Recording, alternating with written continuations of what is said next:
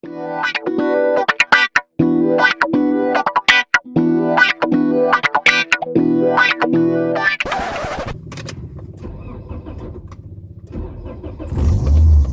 everyone, this is Faizan Shamsi from Fish on Wheels.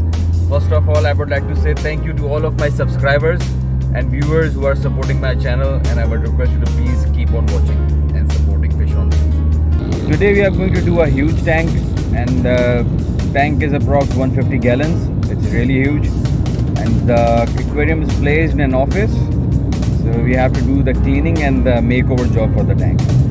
So let's see how it goes. This aquarium is placed in the center of an office, and the aquarium dimensions are 4 feet by 2.5 feet by 2 feet. It's a huge tank, and the tank condition is not good at all. You can see the dirty water. It's almost green, so we have to do intense cleaning of this tank.